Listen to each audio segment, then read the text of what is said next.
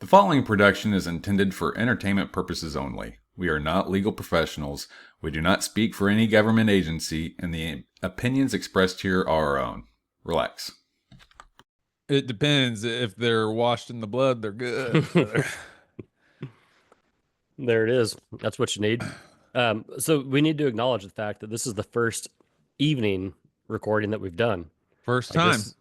this is like the old late night episode. You know what I mean? You know, it's funny. This is the first, of course, it's the first one, but we've been doing the podcast for a couple months, and sometimes I catch myself thinking, why are we not Joe Rogan right already? And then I look at the numbers and you're like, oh, you just posted your 24th episode. I'm like, oh, that's right. We're still brand new. No, but that's legit, man. It's legit. And it's not because we've had enough success or whatever success is. It's not like we have a reason to continue going. But I just every time I enjoy it. Like every time the last one was my favorite. Yeah. Yeah. And that's the even if nobody else listens to it. Yeah. Other than our faithful listeners, I enjoy it, man. Well, I mean, we've gone over this so many times, but I think it's just a time set aside to chill and converse with your homeboy, which I think is important. And maybe even scripturally, through a bunch of different fellowship and, sharing ideas is important. It's where Socrates did all his best work. Oh, okay, never mind. I was gonna say you're feeling very evangelical tonight. Yeah, dude. But then you just threw Socrates in, so now you're back to what I expected. Dude, I think Socrates is washing the blood, baby. I think he's on the good side. Yeah, I don't know where I was going, but talking about redeeming some things, I had a very interesting conversation with a mentor of mine today.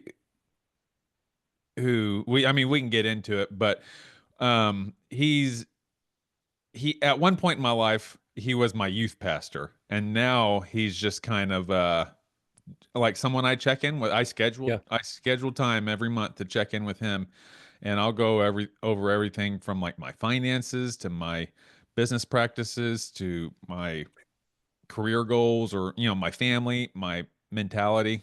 Why do you suppose? Like, I think that's super smart. And I think that at the moment I don't have a mentor, but I think that it's so like just wise. Like it's wise to have a mentor. But what is it about him that you care about what he says about money? Or like I know that you've got different theology, you got different beliefs. Yeah. But there's still something about his, even though you think you might not agree with him, like why do you care what his thought is? Well, so man, that's deep. I think he is very wise. Like, I know he's very wise. I know he's human. I've seen the human side of him over the years. I've known him since I was 13 and I'm 40 now. So whatever that difference is. Um I've seen the human side of him, so like I met him I was on a soccer team with his son. His son Reed was on an AYSO soccer team with me. Was this in Tennessee or Oklahoma? Tennessee. Okay. So when I've told this story before, but it's when I went to Tennessee, I got a chance to reinvent myself. I was kind of a stinky loser in Oklahoma, or at least that was my perception, because that's what everyone told me. That's what they told you. You're a stinky loser. Right? Hey, just so you know, Clayton, you're a stinky. Actually, it was man. stinky fat loser. I've been feeling like a stinky fat loser, and I don't know why. Bing, bing. Someone pokes you on the shoulder. Oh, it's because you're a stinky fat loser. Oh, that's right. So when I got to Tennessee, I mean, the stars aligned. I happened to hit my like 13 / going into 14 growth spurt. So I got tall that summer. I got there in February. Got super athletic. That summer is when I got into Taekwondo. I also got onto a soccer team. Man, my confidence was just boosted because I was around, and it's not an insult to my family, but I mean, it was just different cultures. My family in Oklahoma was hardworking, good Christian people, or not all of them were super Christians, Yeah. but they weren't the normal class of heathen sinners that the Blackwood side of my family was. They weren't going out and tearing up bars or on biker gangs. They were just salt of the earth people. They were, at least when I was growing up there, no one was active into sports. They were kind of all lethargic and just work all day, come home and rest, or whatever that meant. So I was never physically active. When I got to the group home, I got this chance to reinvent myself. One of the things they're like, hey, do you want to do a sports team or do a sports activity? I was like, yeah, sure. I wasn't very great, or I don't know. Soccer seemed like an easy fit. Yep. Soccer is easy to start with, so I was like, yeah, let's do that. And I was a midfielder, so I ran up and down the entire field. I was good at it, Yeah. And he That's was a coach, or like he was a youth sponsor, or was he affiliated no. with the home?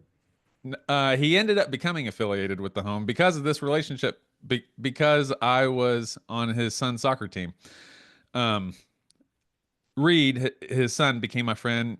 Greg drove us to this soccer tournament in Oak Ridge, Tennessee, which is where part of the Manhattan Project happened, where they invented the atom bomb. Is that where the Oak Ridge boys are from? Yeah, I think so. Yeah. Really? Yeah. So he fast forward a little bit.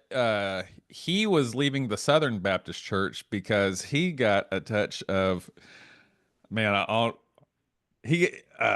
least the story, the way that I remember it, is he became Pentecostal. Yeah.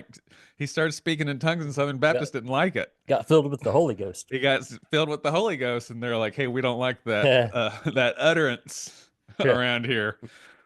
So Hey, you got an interpretation there for that utterance?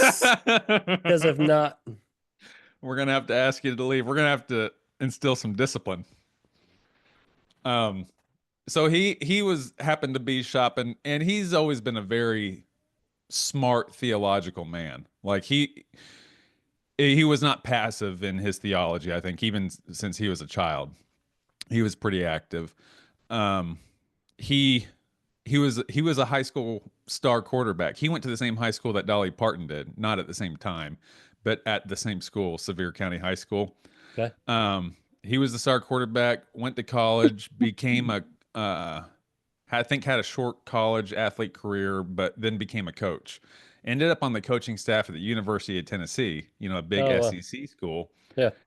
Um, Transitioned into high school after that, kind of like a step down. That was around the time his wife, or his former wife, his wife at the time, just got recognized here recently as I don't know, she got some big teaching award. She was a teacher at my high school when I went there, and she's like super athletic. That was that couple. They're kind of like a power athletic teaching couple. Okay. Yeah. Um, Gets a divorce, leaves education, becomes a stockbroker for first Merrill Lynch. Merrill Lynch is like, and this is the 90s, like mid 90s. Merrill Lynch is super aggressive, and it's like the boiler room kind of like cutthroat. Hey, see, we're out here to make a penny, and it's all like, skinny ties, and people are breathing real fast. Yeah. Takes a slower from the story that he tells. I'm super simplifying it, but wants more of a relationship instead of a transaction. He wants to be more of a relationship broker instead of a transaction broker. So he transitions to Edward Jones, where he spent decades since then. He's about to be fully retired professionally, but he's not quite there yet. He's still in like a coaching position in Edward Jones now, but he's in the twilight of that, and he's going to be now, I think, just a coach or just a mentor, like he's doing with me. He's doing with some other people, and I think from what he says, is going to be his full-time gig. And that's like he's doing that through an organization, or just out of his people that he knows, or what? Yeah, over the years he's developed a network. I mean, so in this time, I skipped over. He started a food pantry. He volunteer food pantry That's part of his story. When he was at Merrill Lynch, he was like, I'm making all this money. Well, what am I really doing for the community? Because he's from Smoky Mountains, historically kind of an impoverished area. Uh, Started a food pantry while he was at Merrill Lynch. And then when he went to Edward Jones for the slower pace, got involved with ministry. So, like, and this is when he was in the Southern Baptist Church, became, involved in the church in like a leadership role. When he came over to our church, when he got the Holy Ghost, he became our youth pastor for, I don't know.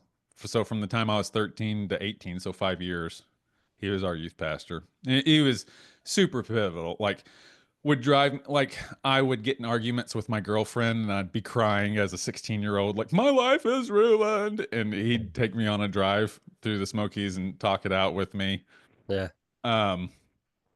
When I was going through this time of like just starting to question, like, I hollered for God to talk to me and no one talked to me.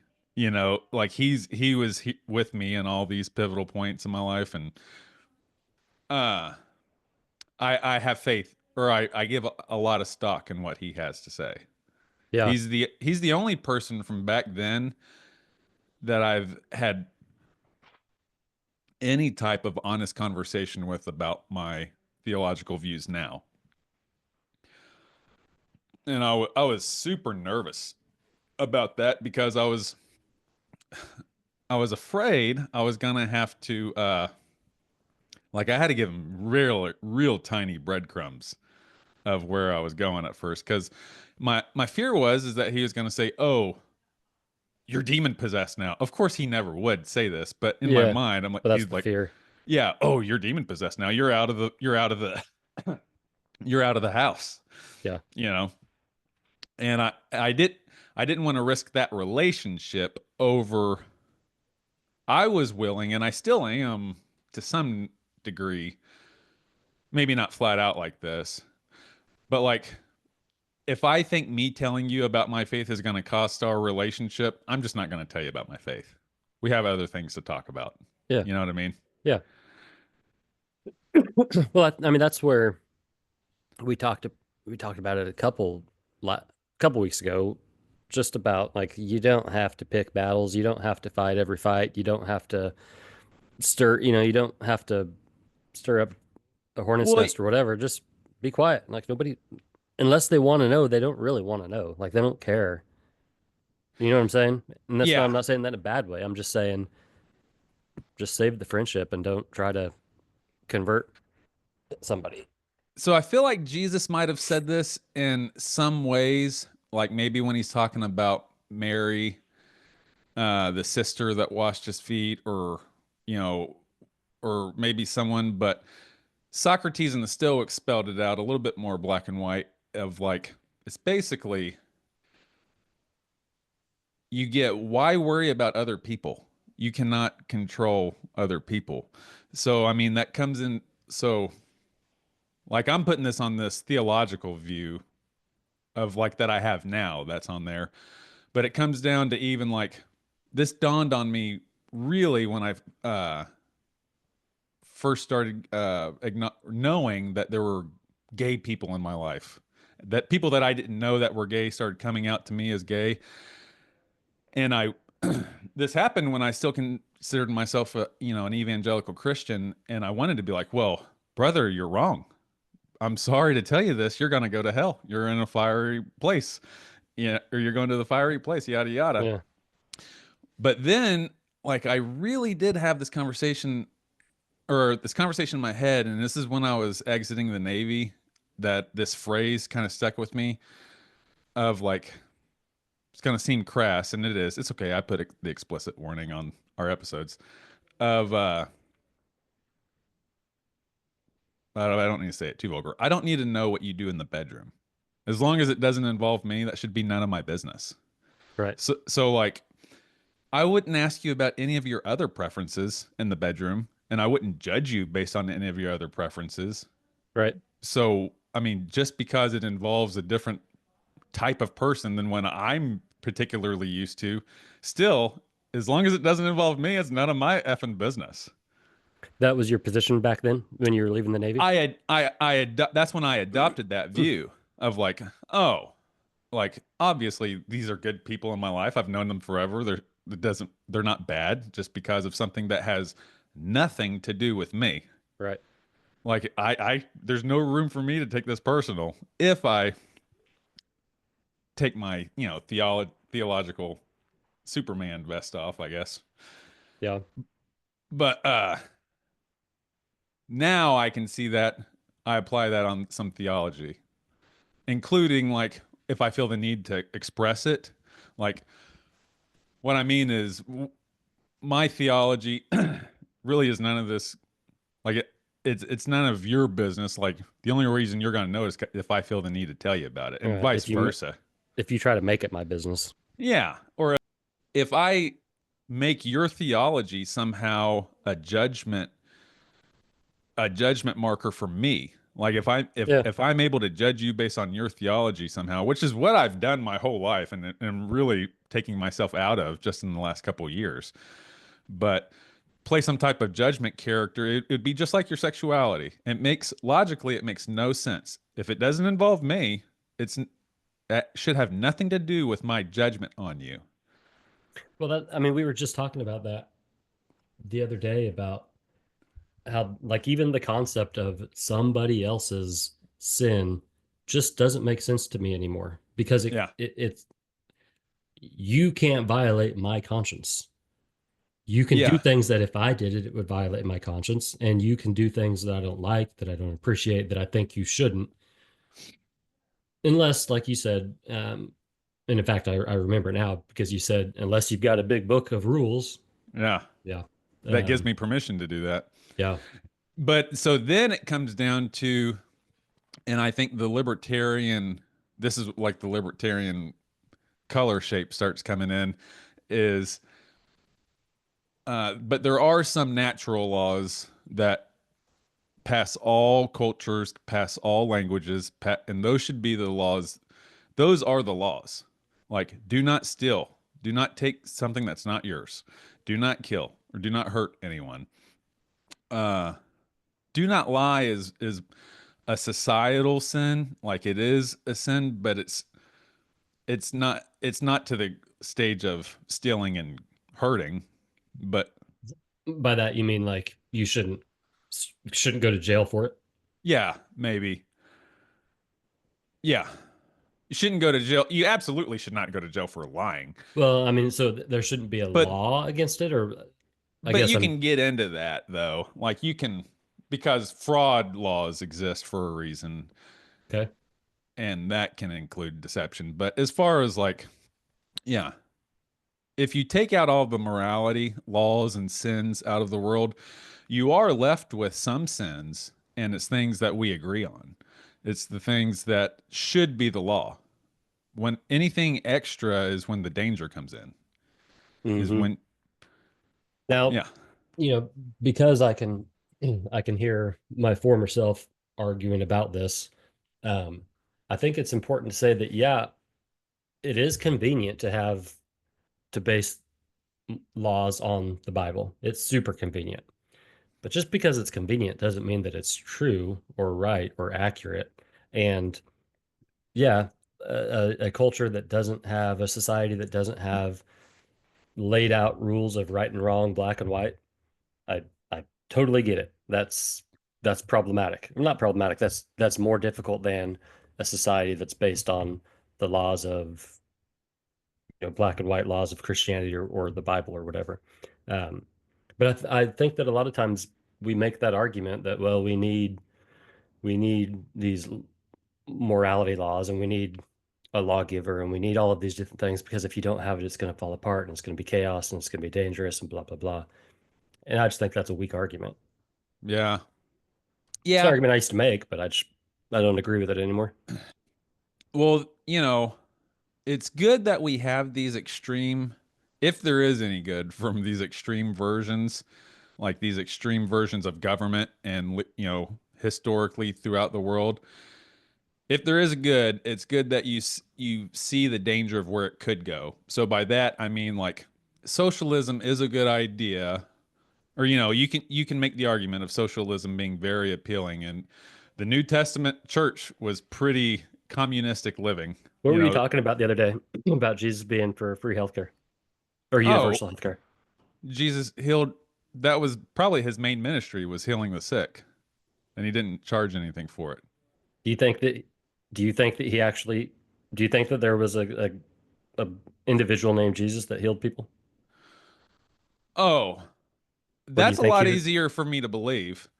And even if not, the Jesus of the New Testament, his main gig was healing the sick. so even if there wasn't an actual physical person that healed people, the character of the story healed Yeah. people.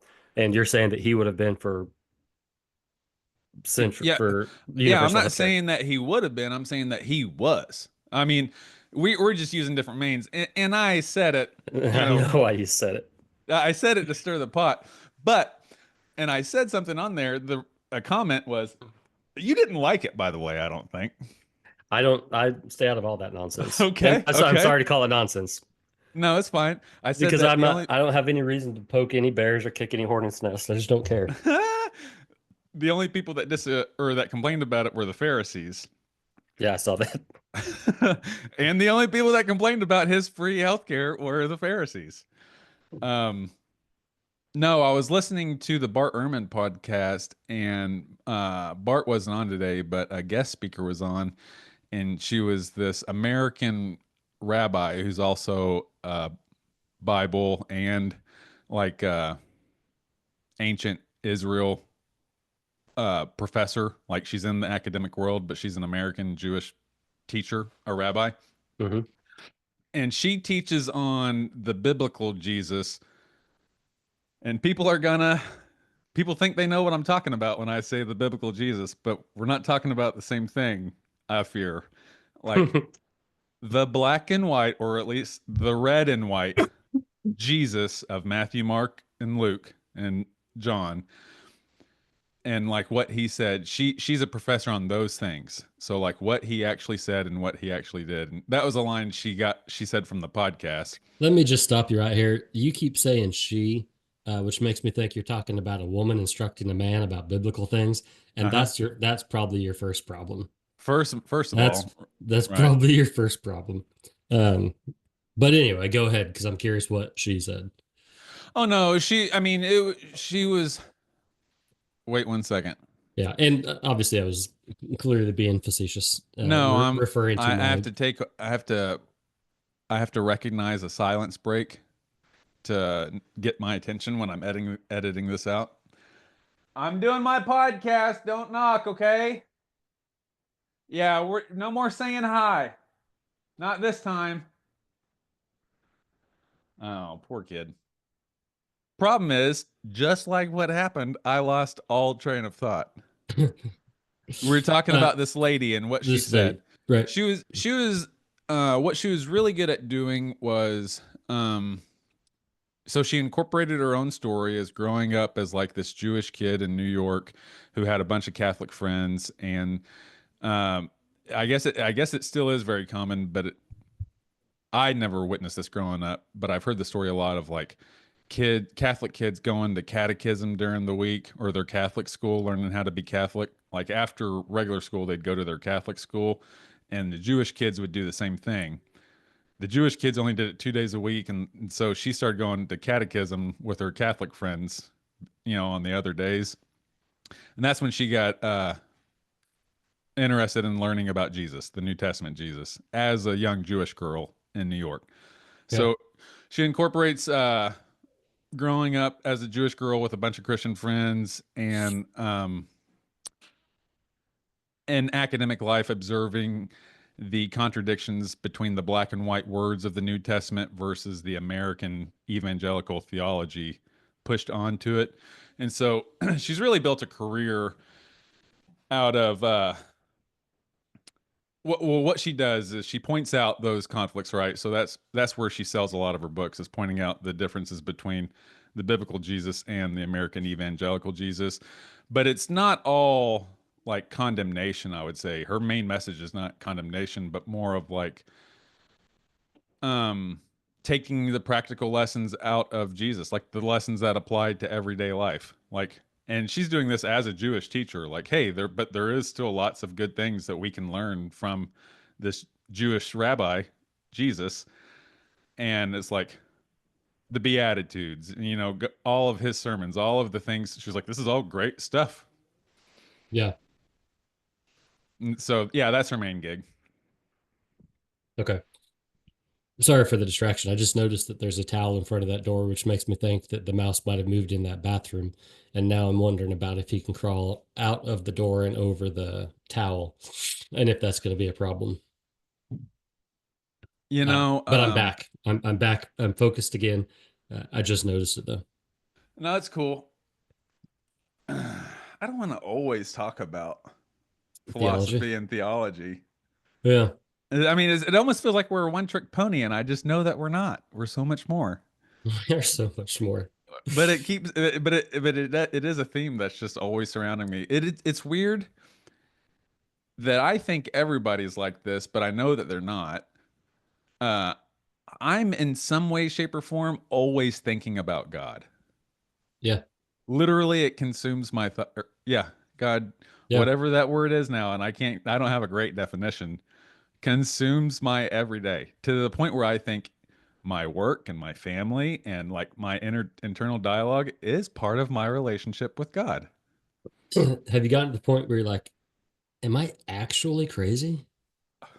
Yeah, dude, many times. I mean, because I'm the same way. Like, it's just like consuming.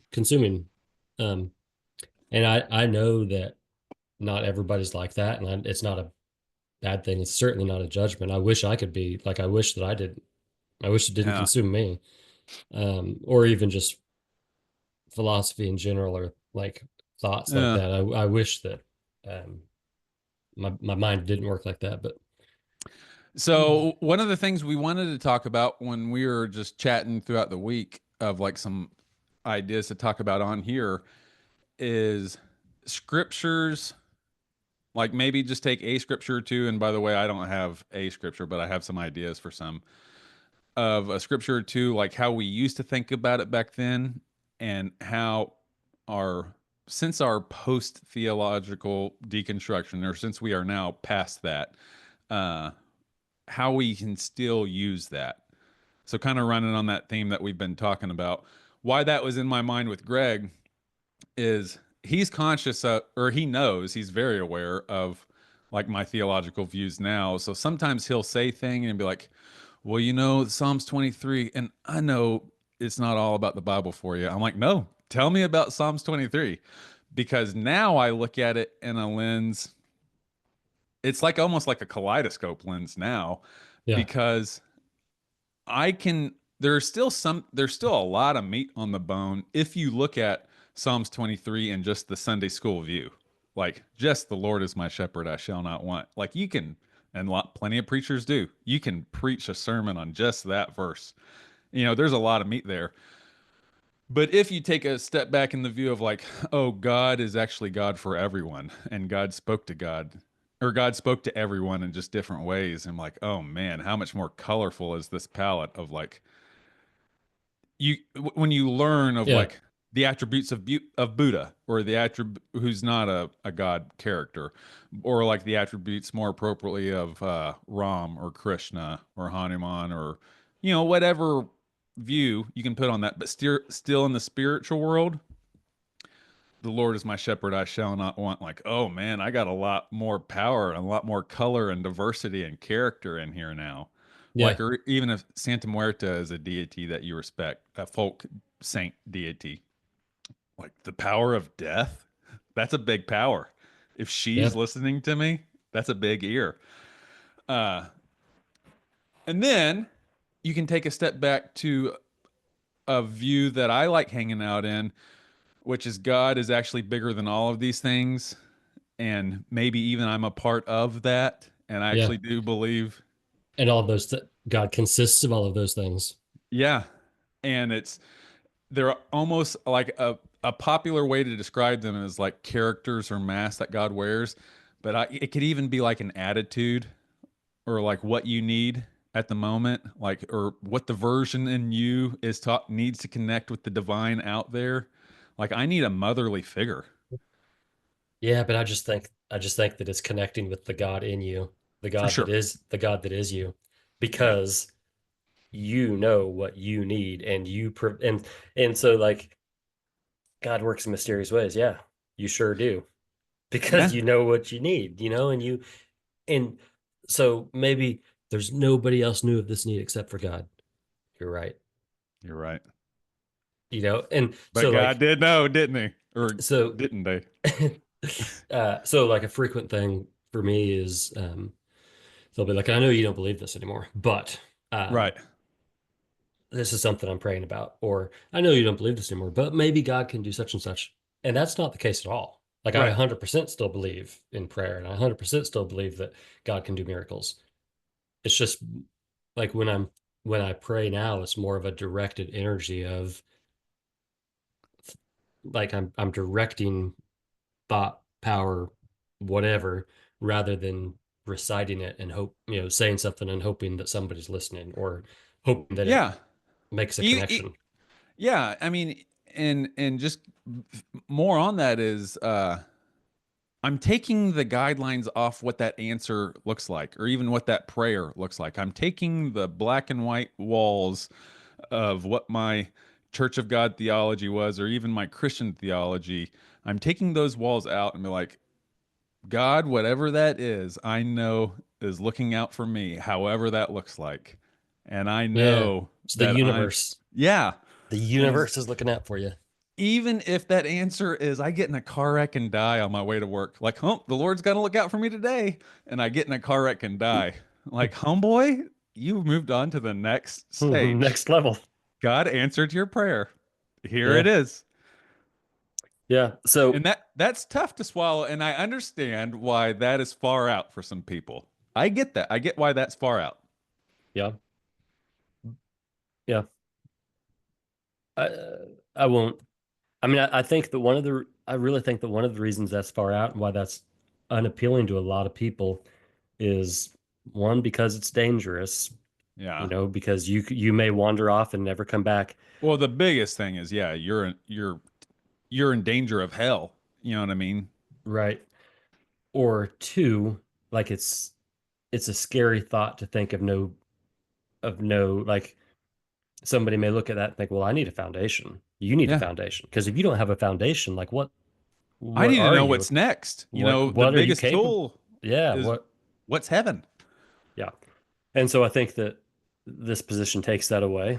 And so Hmm. it's scary on a couple different perspectives. But I don't think that anybody, for the most part, anybody that doesn't understand or that is critical of it, I think that probably comes from a good place. I get it. It's scary. It's a scary concept, or it can be. Yeah. And a valid complaint criticism of it is like, oh, you're just wishy-washy. You don't want to commit to anything. Yeah, And I can't. yeah, for sure. Actually, you got me. I, But you can criticize it from the other side too. So like, even like the classic academic atheist, whatever liberal view would be like, oh, well, you're still clinging on to something, aren't you? Like, you're still clinging on to some bedtime story of an afterlife. And the answer is the same. Like, yeah, sure. What now? yeah. Like, I took it. Yeah, you're right. Okay, you got me. Do you want to know what that looks like? Of like, now I think God's biggest manifestation in my life right now is virtue, and how I'm trying to just better myself, and what that would look like if we all did it. So, okay, that kind of leads me into where what I was going to mention when you talk about things that scripture that you used to believe or that impacted you differently than it does now. Hmm. And maybe this will just be the religion episode. This will be the religion episode, right? Well, yeah, sure. The one. The one. Um, but I think what you're talking about is a good example of how I can still find value, uh, like in the Christmas story, right? We're Yes. a week from Christmas, Oh man. and it wasn't long ago that I took to Facebook and was talking about, my faith. And I was strong in my faith. I was eager to tell people about my faith. I was having a great spiritual time, and it was legitimate. It was real. I wasn't being phony, whatever. But there was a time when I believed that that there was a person named Jesus, which maybe, in terms of like what you believe, what you don't believe, I believe there's a God, Yeah. and and after that, it's all open. There's some Yeah. things I suspect. There's some things that I don't suspect. But anything else, like I can't say I believe it because I just don't. Yeah. Whatever. So like I would have believed not that long ago that Jesus was born in Bethlehem to a virgin, a woman who hadn't had Oh, okay. sex, Yeah. and you know, like the angels were given a star and all of this kind of stuff. I believe that that literally happened. Yeah. Um, at one point, I would say there was a time kind of in between then and now where I was confronted with the fact that Christmas, yeah, okay, we celebrate Jesus' birth on Christmas, but he wasn't actually born then. Like, and I was okay with You that. have to, you get to a point where you have to ignore some evidence as like a thinking theological thing. Like if you're on this path, you get hit with some facts that were like, oh, if there was a Jesus, he wasn't born December Yeah. 25th. And I was okay with that.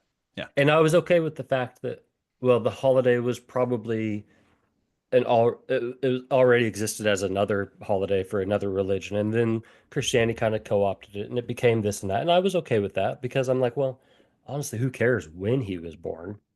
Yeah. Who cares what year he was born? Who cares? Like, it doesn't matter. Yeah. And so, I was still okay with it Because it doesn't matter because why? well, it didn't affect the story. Like it didn't affect the value. There's something bigger than there other than just the black and white. Yeah. And so that was the first kind of step. And now I guess the step beyond that is, yeah, I don't know, man. Well,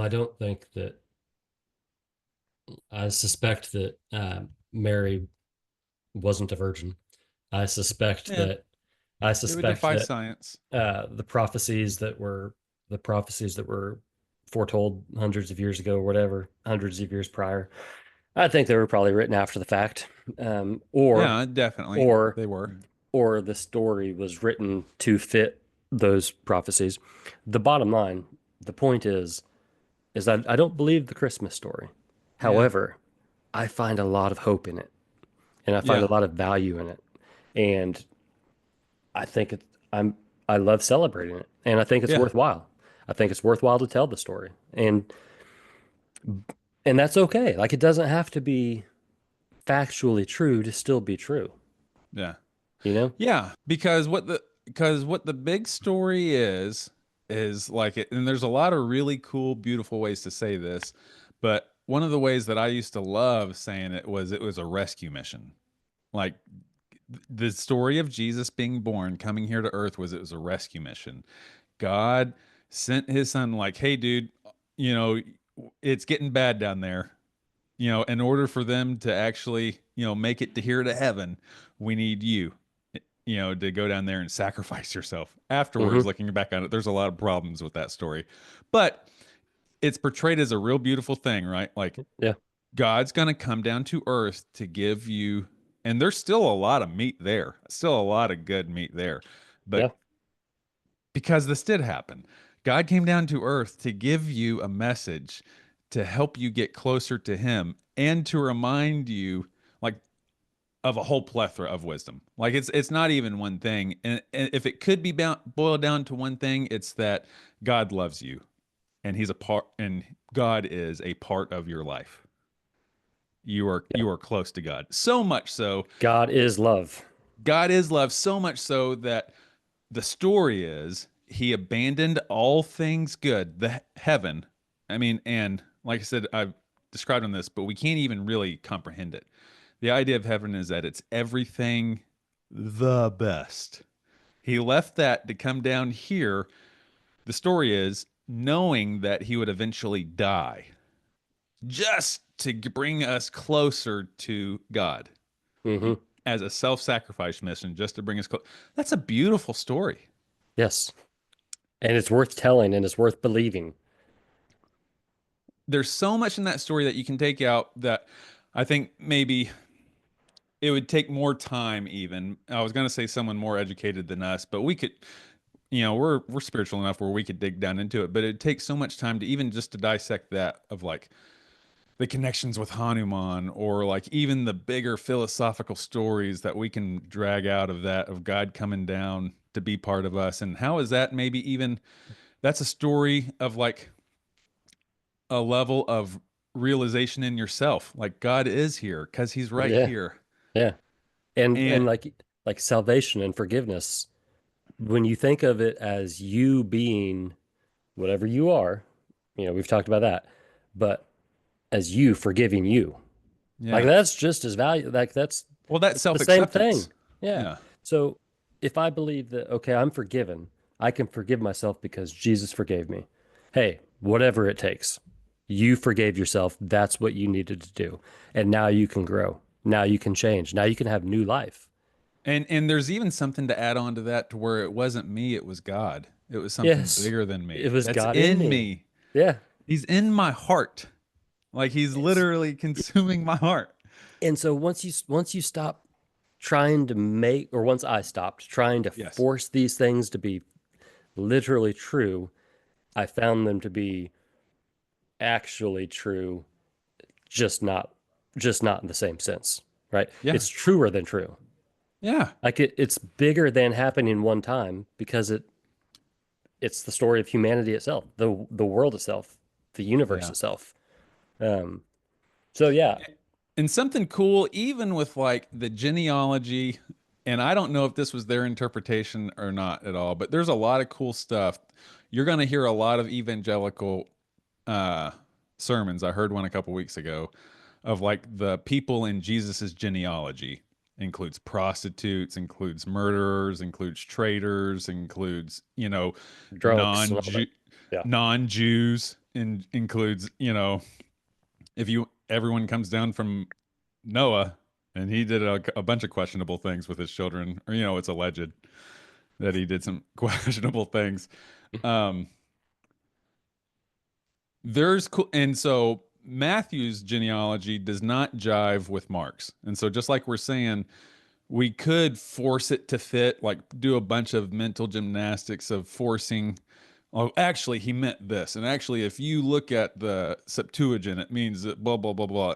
No, it's just two different stories. Instead of forcing them to fit, just look at what Matthew had to say. Yeah. And like I said, those cool stories about his genealogy. One of the things I was thinking about is how cool I like that Matthew had put Egypt in there, that after Bethlehem, they went to Egypt to hide. And so that's where Jesus did a lot of his learning. It's kind of implied, especially if you look at first century and even the ancient world. Egypt was always known as a place of like secret ancient knowledge. Like Alexandria, the Greeks who really, whenever really formed, cemented, the Greek influence really cemented what would become Judaism. Those same people, those Greeks, Alexander the Great Greeks, became the Ptolemite Empire of pharaohs of like King Tut and oh shucks, what's her name? The female pharaoh that anyway married into the Romans. That there's always been a bunch of like real rich spiritual learning associated with Egypt, especially in the ancient Middle East, right? I think Yeah. it's cool that Jesus went down there because I'm like, you could ask these questions of like, what is that? Is that a hint? And then you learn that there was a bunch, the library of Nag Hammadi was like this hidden, it was purposely buried library that was filled with Gnostic, heretical Christian books. So like around 400 years is or 400 years into the current era is when a lot of the early canonization of text started coming around, and if you didn't meet these walls that we're putting up, right, these new Mm-hmm. theologies that we're putting onto the Bible, you're a heretic, and we're going to burn you at the stake, homie. We're going to do the Spanish Inquisition. We're going to kill these witches. Mm-hmm. And so some of these first century Egyptian Christians were heretics hid their knowledge there, right? So that adds on to the myth of Egypt. Why did Jesus go there?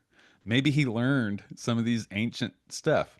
Some traditions, Buddhists, some of like the Buddhists that are still found in the Hindu Kush areas have him going to India, have Jesus going to India during this time and like learning from the Vedics and learning from them and then going back to Israel. Like they have that in their tradition Yeah. that Jesus came over there. And what that tells me, it actually makes me more hopeful. It makes me believe it more that they are trying to explain to their people, like Yeah. they're trying to explain to the people around them why things are the way they are. Yeah. And there was a man named Jesus who went to get wisdom or whatever. And I just think I think that's so much more interesting, so much more hopeful. And just like Jesus, like, and and the whole, what's really cool too is like Christian means little Christ. So just like Jesus, you were sent here by God for a very specific mission. And the odds were against you from the very get-go. Even before conception, the world was plotting against your success and against your enlightenment, against you achieving this relationship with God. Just the sin nature of the world is working against you. But God sent you here and he's on your side. He's rooting for you to go to this deeper relationship with God, just like Jesus. And if you accept Jesus into your heart, you can bring on, this holy mission. Is there a mouse there? No. Well, actually, since my daughter's here, why are those blankets right there? Oh, but there's not one in there. Okay. I thought you were trying to keep it from coming out. Okay. This is a great opportunity to just, again, reiterate how great of a daughter Margaret is. Yeah, you say that a lot. She's good. I do. Yeah. She was complaining. In fact, she accused me of lying. She was like, "You lied, Dad." And I was like, "What are you talking about?" Because I told her that I said that in the last podcast. Well, as you recall, the last podcast was 3 hours long. So yeah, it's in part split 2. it. So anyway, I got lots of really good guests coming up. Basically, it's everybody in my family. Even better. Like I said, the more Craftons we got, the better. I like that. It's everybody in my family plus another dude named Justin. So sweet. Okay. And maybe we could get a couple repeat Scots in the future. Yeah. A bunch of Craftons, some Justins, some Scots. The Scots have dropped off, man. They're all lame. I've always said that about them. They've dropped off. I don't even know if they're still around. I don't even know if they're still listening. One of the Scots would have actually both the Scots would have an input on this. Were you ever, this has happened to me recently, multiple times. Were you ever made on an undercover operation? Like you were conducting plain clothes in some form of official capacity and someone made you, like they said, "Oh, cop." So there was a time, like it didn't, yes. Yeah. There was a time when I was undercover and there was a specific strip club that was supposed to be a particular strip club that was supposed to be prostituting underage girls. And so I had gone into this club and was like establishing myself as a patron, whatever. And I was about to get cocaine, right? Hello, miss. Can I buy some cocaine? Do you have any drugs? any of that Colombian marching powder? So like the one girl told me, "Hey, talk to that guy." That guy was like, "Yeah, I got you." And then he talked to somebody else, and she was like, I could see she's standing behind the bar, and she's just like, "Nope." So then he comes back. I ain't got no cocaine. I don't know who that is. I don't know what you're talking about. Okay, so fast forward. Nice. This one girl that like whatever that I was talking to, she was like, "They think you're a cop, but you've got a tattoo on your hand, and I know the cops can't have tattoos on their hands." And I'm like, "Yeah, seriously, they can't. Why would they think I was?" And she said, "And plus, I can read your aura, and you are an honest person. You're not being dishonest." And I'm like, "That's what I'm trying to say." She had my back, but So it wasn't like it wasn't like you would think in the movies, but it was like they knew I was a cop. Hmm. But Uh, what's funny is other times when I would have made purchases and then subsequently arrested the person, they were like, I knew you were a cop. And I'd be like, well, why did you sell me drugs if you knew I was a cop? And what happened, whether they admitted it or not, they is talked themselves out of it. they just looked past the red flags because Yeah. I had what they wanted, which was money. Yeah. And they overlooked all of the red flags and all of the warnings, and they went ahead and did it. Man, so much like, so I think this relates to a lot of that. I was never good at city hunting. Well, I mean, I could do it, but I wasn't like, I don't know. I wasn't like the two rock stars, or maybe which ended up being three or four, really good guys that we had down south that were constantly getting into chases and finding all these, dusty bag traffic warrants that would always lead into fun cases. But I wasn't great at that, right? Yeah. I follow too close. I give myself away. I'm like a bull in a china shop. Yeah. I'm hiding. I'm in a back alley, and the whole front of my car sticking out like under a street Right. light. With the push bar. Yeah. That's my type of like. Traditionally, when I was in law enforcement, that was my city hunting. Can I just tell you one thing? Just interject one time. There was a time I was sitting at. You remember the Top Hat? It was one of the West Kellogg hotels. Yeah, and I know it well. Dude, I found the perfect spot. It was dark. It was completely dark. I was backed in. I was watching like this You're gonna drive over a bunch of hypodermic needles in that spot. I was watching this one particular room, but I was kind of off to the side. Well, I had cases that I was working on, so I've got my little freaking metal traffic book. You know what happened, right? I dropped it, and it put the sirens to position 3, and it hit it hit the manual siren. So keep in mind, I'm backed up, and I've got like this storage container from a train on this side of me. And then I've got like this brick building on that side, and I'm just squeezed in, right? So everything's reflecting and bouncing. It could not have gotten louder and brighter than right then. Yeah. So I like just 2:00 in the morning turned my headlights on and moved on out. Mosey on out of here. Nah, I'm done. So anyway, go ahead. So I've been made a couple times. So now, my main gig during the day is in loss prevention. So I'm in retail, and I'm walking around in plain clothes, much like this, and I'm listening to audiobooks during the day, and I'm looking to see if I can see anyone doing some suspicious things. I've had some success with that.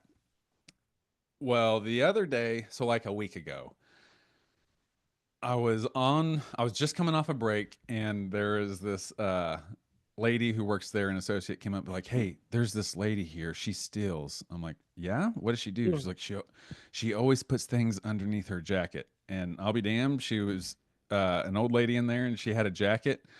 So I start following her. Well, she goes to where a bunch of little things are, and starts taking them off the shelf and puts them underneath her jacket. And like your jacket's in the baby seat area. I'm like, I'll be damned, this old lady's stealing from me. So I follow her around the store for like an hour, and she's going up and down every aisle, grabbing stuff, putting it underneath the thing, little things, little odds and ends. How far, like when you say following her, like how are you following her? And is this part of the story? Yeah, it could be. It could be. So I have a philosophy, and it's worked out pretty good for me, that criminals aren't as smart as we think they are, and a lot of times they because I've been right next, like in the same exact situation, and in plenty of others, like standing behind someone in line in Quick Trip that has an active warrant, and they know they have an active warrant, but they still buy that pack of cigarettes. You're like, hey, Justin, stop right there. You have an active warrant. You're under arrest. So saying that, I'm like less than 5 yards away from her many times. In the same aisle, or are you like looking through? Both. Sometimes I'm on the other side looking through. Sometimes I'll be like holding my phone and walking past her. Sometimes or I'll be at the end of the aisle holding up like a pack of screws, like, oh wow, look at these screws for sale. You should get on top of one of those like stair things, just kind of push it around, and then you could watch like 4 aisles from there. Yeah. So I wouldn't say I'm the most covert, but I do look like a shopper. I mean, if you don't know that I'm loss prevention, I'm just some stupid guy that's, happens to be shopping next to you. Problem is she was in the store for, like I said, for over an hour, and she's doing counter surveillance. She's going up and down every aisle multiple times. Is she working with somebody else, do you think? Could be. Okay. But she wasn't this night, or at least I didn't see another person this night, because eventually I see her go to the front of the store and she takes everything from underneath her jacket and just tosses it in the aisles. Like, she's like, oh, fine, and just offloads all of this stuff. She dumps it. Okay. So I'm thinking, oh, well, I know she's not going to steal that. And I turn around and start walking away. And I was supposed to clock out. Like at 8, and at this point we're at 8:35 because I don't want to let one get away, but I am at the end of my shift. I'm actually going pretty far into my shift. So as soon as she starts tossing all her stuff out, I'm like, oh, okay, well, she's done. Fine. I turn around, start walking toward the back where I'm going to clock out and go home. Did either of you acknowledge, like, did you acknowledge her, I got you, or did she acknowledge you, I saw you, or was it just like... Not at this point in the story, but that's coming. Okay. So I'll be patient. As soon as I turn around and start walking away, I feel a bing, bing, bing, a very hard, pointy, like not a lot of diameter, but very forceful finger pokes in my shoulder, and I turn around, and it's old girl, and she goes, "Hey, you work here, don't you?" And I'm supposed to say, "No, I'm shopping." And she was like, "I'm not a cop. You're a cop. You work here, probably." And so she gets real loud real quick. Bullshit. You've been following me up and down every aisle in the store. Everywhere I go, there you are. I'm like, lady, I'm shopping for Christmas. Like, get the heck away from me. She was like, I'm going to get a manager. I was like, I'll get a manager. And I get out and I'm like, manager. And as soon as someone with an orange apron turns around and starts walking toward us, I walk away. So I go into the break room, clock out, give it Remind me, everybody in the store should know that you work there. Yes. Okay. And they know that if they're asked, I don't. Okay. If someone says, yeah, dude, that's just like being undercover, man. Yeah. So I go up to the break room, clock out, give it 5 minutes for crazy old lady to skedaddle. And finally, okay, time to go home. I walk out through the whole store, got my lunchbox in my hand. So like the gig's up, I'm leaving there. Yeah, right. Walk through the entire parking lot, and I park at the back of the parking lot where employees are supposed to park. I park all the way back there. I get up to the front of my truck and lock my truck, and this gold piece of shit minivan screeches, stops in front of my truck. Wow. I think I'm about to get carjacked.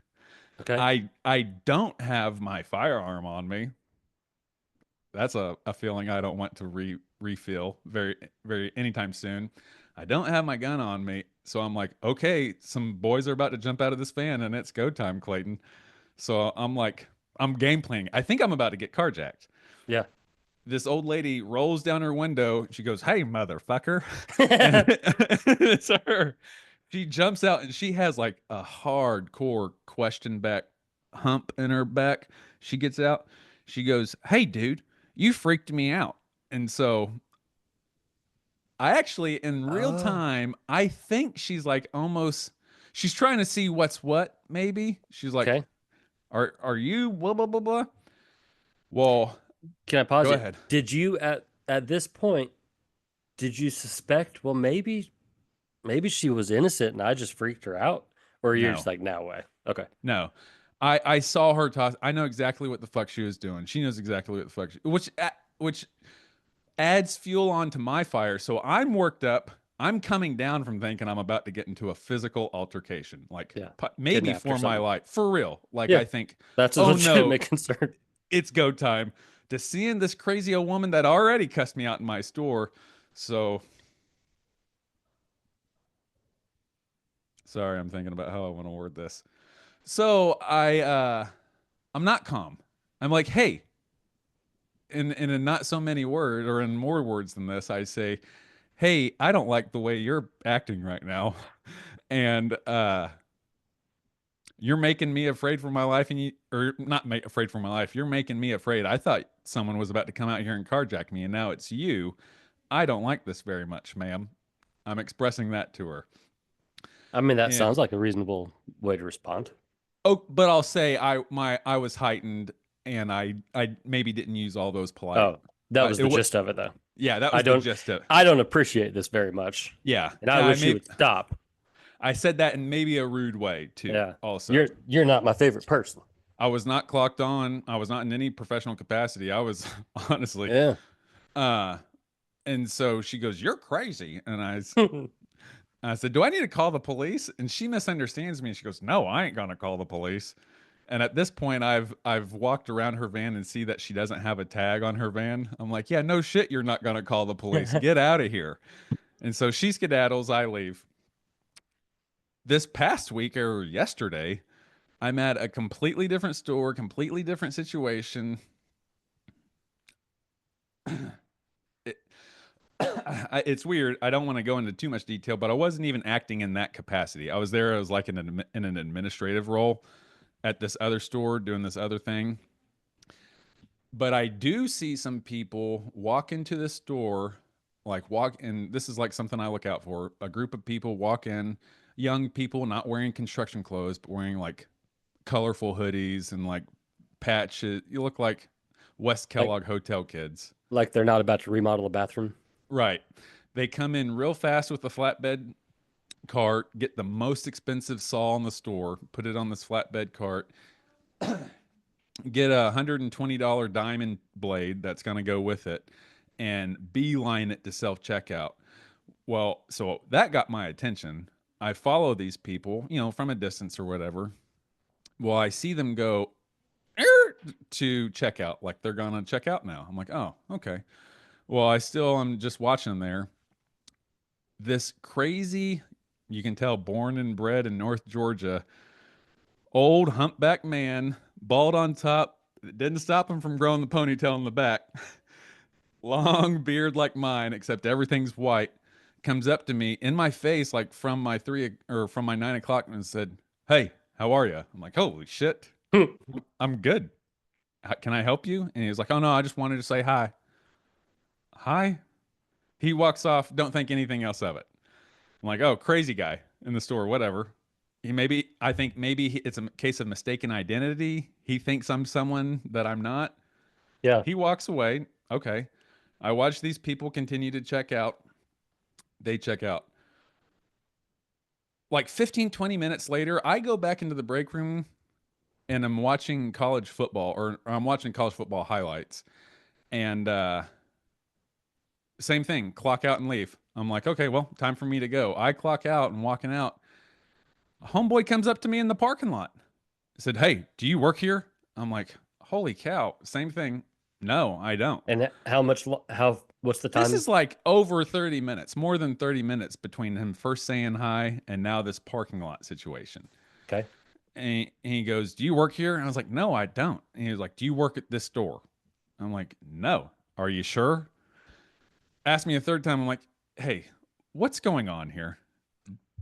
And he goes, "I don't like you following me around." "I'm not following you around."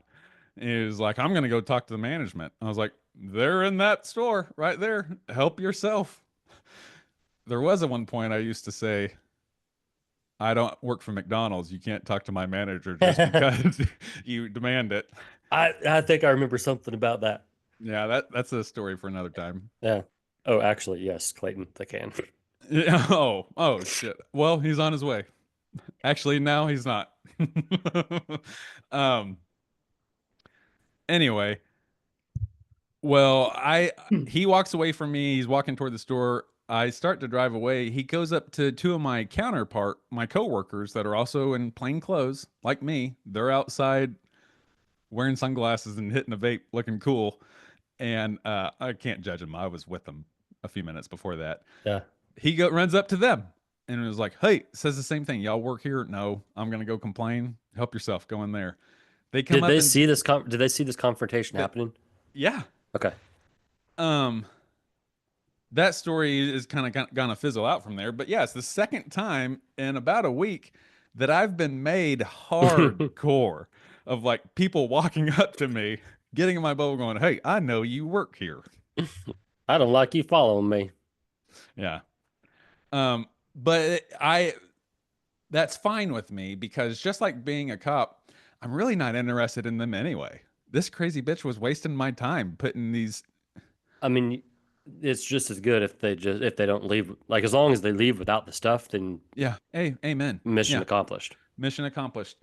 So just like driving around, South Seneca or South Broadway, or sitting out on West 54 for a month and then getting 20 pounds of dope, I would rather sit on West 54 for a month and sweat it out and then get, a big load versus getting dusty bags and traffic warrants every single night. Yeah. I say that, but dusty bag and traffic warrants are fun. Those are Yeah, usually the fun ones. It's like when you're fishing. Yeah. It's like you can go out and you can wait for the big fish. Yeah. You're potentially gonna wait a long time, potentially go out a bunch of days and not get anything. There's a Or real possibility that you might not get anything. for a long time. Yeah. Or you can, you can go to where the bass are. You might catch a crappie. You might catch a, little sunfish. You'll catch something. You'll Yeah. at least catch, unless you suck, you'll catch something, and it'll be fun. Like it'll Yeah. put up a little fight. It'll, be get some You can bring adrenaline. your little son out there or a teenager that doesn't know nothing, and Think you're real cool. you can even catch some fish and impart some. Yeah, like, hey, look, this is how we do Yeah, it. here's how you do it. Yeah, for sure. It's just a different game, and I was never good at catching. I was good at catching big fish in the city, but not as like I sucked on the highway. I just Yeah. sucked. I was so bad. I had some loads, but I wasn't good at it. But was good in the city. One thing I was going to say, one of the biggest city loads that we got, this was in the mid 2000s before, like there was a time when I don't know that it matters, but there was a time when an ounce of meth was a lot of meth. A lot and of meth. like for a street It level, that was a still is lot. respectable in Is Wichita. is it? I mean, yeah, I don't know what. I've been out of the game for a while, but Even the rock stars weren't getting them an ounce, very, as often. They were getting them, but not every yeah. night. Well, there came a time where somebody that normally would have had ounces had pounds. Pounds had multiple pounds, whatever. But one of our biggest loads, we were in an unmarked car. We weren't in plain clothes, but we had like jackets covering up our uniform. The FBI looking jackets. Yeah. Yeah. And so we're driving by, we were out on East Kellogg Drive, the frontage road, and there's this car driving next to us, and he looks over, and he's still looking at us, talking to his passenger, and says, "Oh shit, those are cops." And we're like, I guess we probably ought to find a reason to stop them because, they turned off, and so we just turned off and followed him. But same sort of thing, like, That's so funny because my thought would have been like, oh, I don't want to follow them. Like, oh, that's a lot of trouble. yeah, no, that But I was, would have been wrong because I would have been thinking that's a dusty bag and a traffic warrant. in fact, that was, I didn't do many trophy shots, but that was a car stop that led to a trophy shot. In fact, I think we might have gotten a medal for that, or yeah. Anyway,